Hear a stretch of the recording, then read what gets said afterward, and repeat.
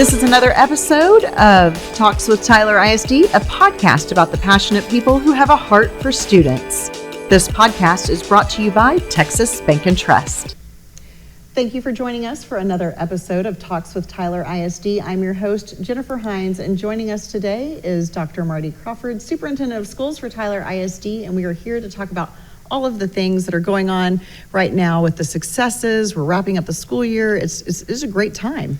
Yeah, wrapping up the school year, as superintendent, my 11th year in Tyler, it's hard to believe, but it's been a great school year. It seems like it's getting tougher, certainly with a lot of outside influences that are impacting K-12 republic education in Texas. I don't want to just call it government education or public education. It's republic education because the state of Texas, one reason we fought for our independence was to have a republic-wide educational system for all of our children, and that's needs to be emphasized and remembered whenever we talk about, especially a legislative session year, and then wrapping up a school year like we just had.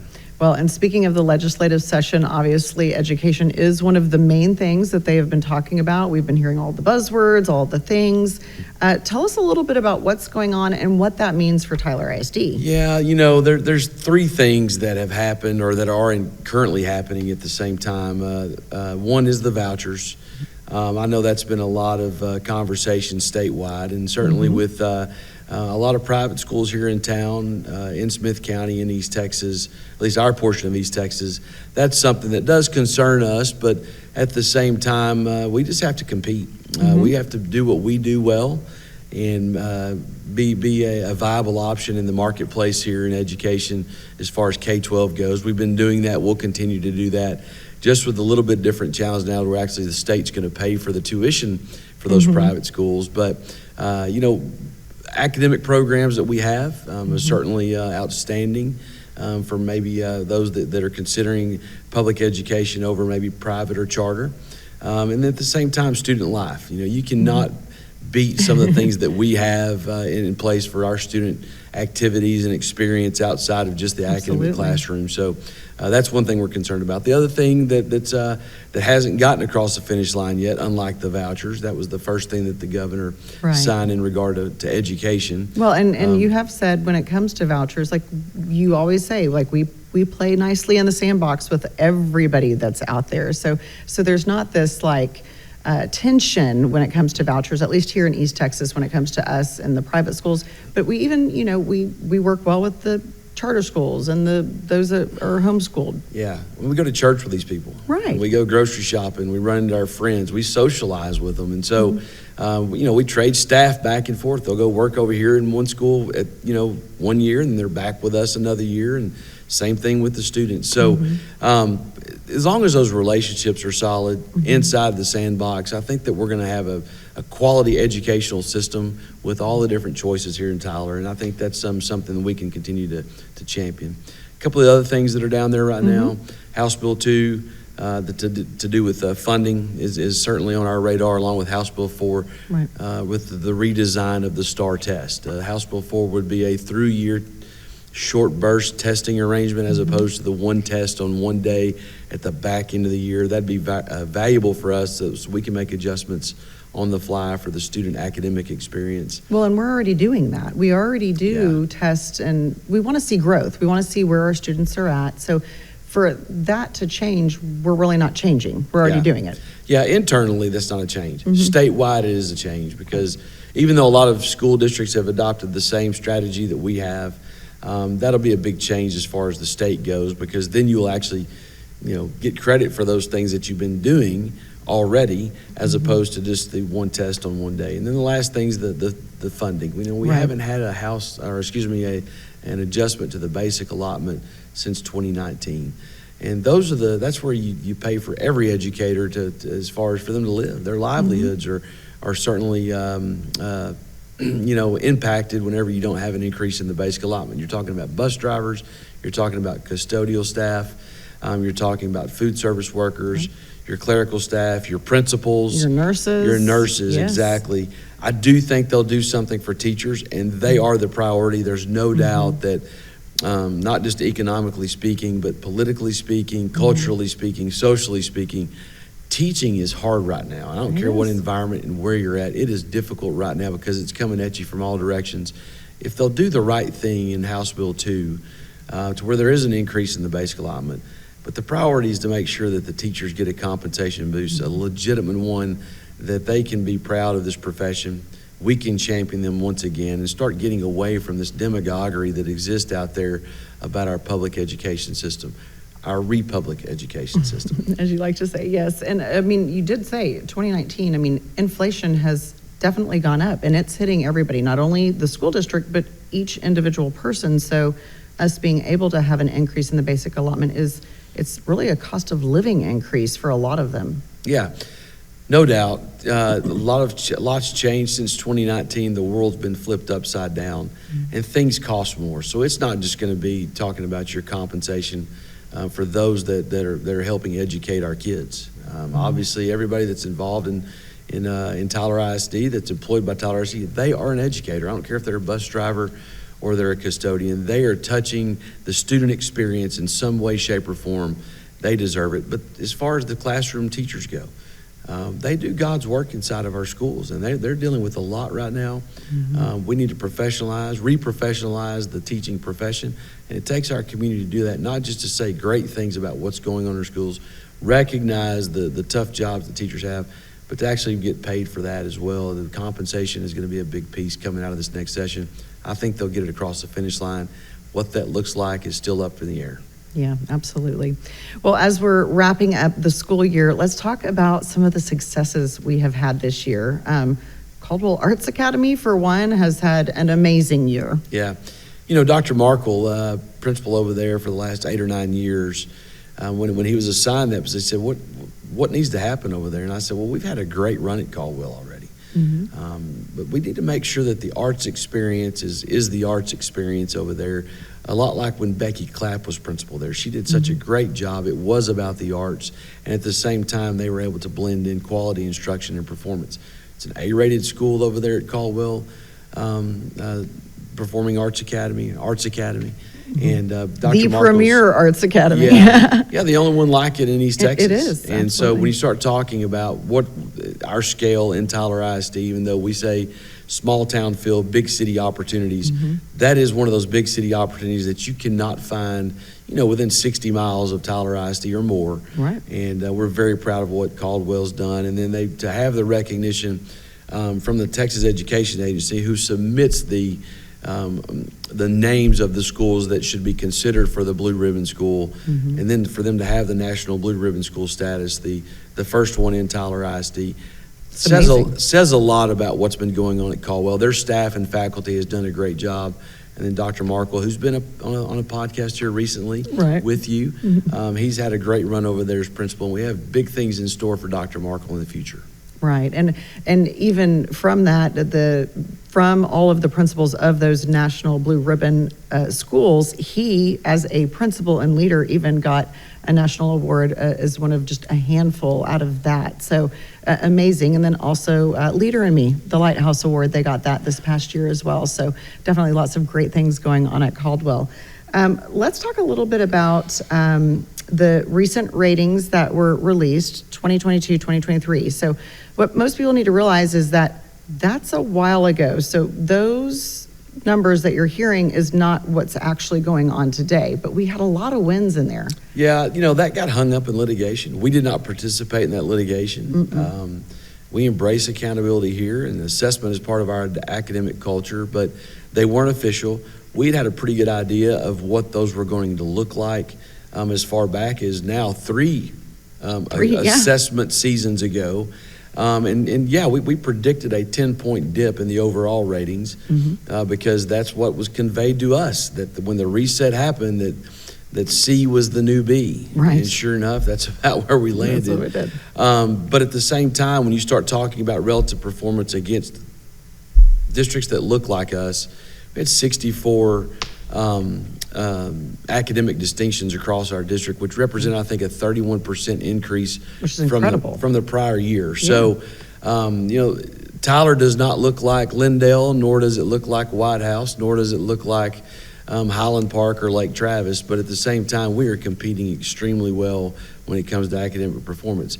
we had last year's 24 results. Those will get released, and then we're wrapping up the 25 school year as well. So we're moving the ball down the field every year, and certainly we're proud of the work that's being done by our students and our teachers inside those classrooms.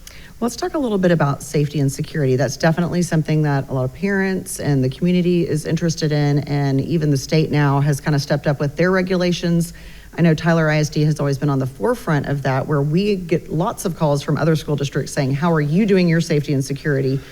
We're kind of the model for a lot of other school districts in Texas. Talk to us about what that looks like for us right now. Since the 88th legislative session, when a lot of new things were enacted by the legislature, TEA got involved in school safety and security, not just the Texas School Safety Center. So the governor's had his eye on this after Uvalde. Thankfully, our community saw a need for this all the way back in 2019 before COVID hit. We hired a director of safety and security, Agent Jeff Millsagel, former FBI, as well as deploying out the third largest law enforcement agency in Smith County. We knew that they were going to probably start measuring some of these things as far as your facilities go, and thankfully our community over the last 20 years has built these secured facilities. And provided us the opportunity to go have a lot of these things in place that are now coming into vogue here across the state. So thankful that our community saw this need 20 years ago, that we've been able to adjust all these years. We've deployed all these police officers at least one at each campus, along with our safety and security team that are made up of former FBI agents. So right now we're batting 1,000. TEA is actually measuring, has metrics in place as far as what a safety and security culture needs to look like inside of a school system. And because of those resources that we have deployed out, we're batting 1,000. We've scored very well. Yeah, they have all the safety audits that they're doing. Pulling on doors all the time, along with what your safety plans look like, what your personnel are doing on a day-to-day basis. And very proud to report that those things are being done well in Tyler ISD, up against our peers again, but not just them, but just across the state. And so, it does warm our heart a little bit that we've been doing the right things. Other school districts actually do call us to see what we're doing. The state has used us as examples in a lot of the things that they're asking for other school districts to deploy as well. And before long, it's going to be part of the accountability system. We realize that. We're preparing for that ahead of time because of all the of the oversight and supervision that we're getting from, again, the Texas School Safety Center and the Texas Education Agency. Well, let's talk a little bit about some of our other successes. I know that we got it back in 2021 and then again in 2024, but Forbes Best in State Employers, that's pretty exciting. I mean, that puts us in the top tier of places to work for. Yeah, both you and I were extremely surprised the first time that we got it. Yes. And then surprised again the second time we got it, because these things are not solicited from the district. They find a way to survey, to sample, I guess, Texans out there, and they look at the different industries that are out there and where these people work. And through those surveys, Tyler ISD once again actually received this accolade here. And so, folks love working in Tyler ISD here behind the pine curtain. It's a different culture than you get in a lot of the big urban settings. Again, we always harp on the small town feel with big city opportunities, and I think folks understand that what we do here in Tyler, Texas is certainly unique as compared to maybe other parts of the state. One thing I'll say is I think our teachers and our staff work here because we do things a little bit more retro probably than nouveau here in St. And one thing we like to say is that we're going to make sure we have safe and secure schools, and that's the first priority that anybody wants to make sure that's being taken care of. So when you talk about staff working inside of a school system that prioritize safety and security of its staff and its kids, I can see why that we might have ranked pretty high as far as one of the best places to work. Well, I know our saying is successful student outcomes, and we have definitely had individuals that have had lots of success, our seniors that are going on to do great things. Let's talk a little bit about some of those. I know William Barker, $200,000 for the NROTC to be able to go, into the armed forces. That's just really exciting. Yeah, JROTC. Obviously, that we've got one at both campuses. The Navy and the Marines specialize at Legacy. At Army's had it for a long time at Tyler High. So when we get accolades there that show us either college, career, or military ready, those are extremely exciting and rewarding. And Mr. Barker there at Legacy getting the $200,000 scholarship to continue his quest. Yeah, the Naval Academy is so amazing. To be an officer inside of our armed forces, that's something that doesn't get reported from standardized testing. Neither does a Maddie Petty or the swim team at Legacy, who had an incredible year this year, or Chloe Wade at Tyler High, who had the best tennis season in 100 years. That's incredible. At Tyler High, and actually medaling at the state championships this past week. So successful student outcomes come in so many different shapes and sizes and data points that sometimes they get lost in the vortex that is the media, that is the politics that exist around our public schools. So I'm so proud of Maddie, the swim team at Legacy, Chloe as well. You know, the Legacy baseball program advanced the furthest it's advanced in the last 15 years by getting to the third round, and actually coming within a couple of runs of actually advancing to the next round, or at least getting to the third game to advance to the next round in baseball. So those are exciting times that we have here in Tyler ISD that really incorporate and encapsulate the entire student experience. And I think that's what students are looking for. It's what parents are looking for. And you need to take care of your outcomes as well as far as the academic performance goes. And we're competing there. Yeah, that's amazing. And we've even had a Terry Foundation $100,000 scholarship for a student at Tyler High School. We've also had a Tyler Legacy student that got the scholarship, or the honors scholarship from UT Tyler, which is $40,000. I mean, lots of amazing things that we're seeing from our students right now. And then, of course, the Tyler ISD Foundation, they came in and gave 6 figures to our teachers. Yeah, you know, the foundation at one point, it was shaky. I mean, they were on the cusp of imploding. They had a hard time nearly a decade ago of staying afloat. There wasn't any proprieties there, but at the same time, we just had a struggle within leadership there. But there were some folks that really rallied around and provided some support there. And you look back at where they were and now where they're at now, and being able to provide 6 figures back into our classrooms because of the philanthropic and benevolent culture here that exists in Tyler, Texas. The foundation deserves a pat on the back for what our school system is and what our school system can be because of great people that give up their time to volunteer and to make sure that the foundation is performing at a very high level as well. Yes, always appreciative of them. So almost, 1,200 students just having graduated, such a successful year. Let's look forward. What's in store for next year? What would you like for those listening to know about what's coming up in the next school year? Well, you touched on graduations. We will be graduating outside. Yes. I know that's always a controversy for folks that like to live their lives on Facebook. I get screenshots sent to me of that. We're always going to contend with the weather. Families are so different now, and saying that you want to try to go inside and limit the amount of folks that can attend a graduation after we've done this for the past, 15 years or so, and having to dodge weather whenever, like we did this last time, it's going to be hard to go back. There's not a facility within 100 miles of Tyler, Texas, and I don't believe the taxpayers want to fund a facility that would... An indoor facility for graduation only. For graduations or any basketball tournaments or anything like that. We're proud of the way that we graduate our kids. And we've got to dodge the weather sometimes, and sometimes that includes lightning, and it includes wind, and it includes rain, it includes heat.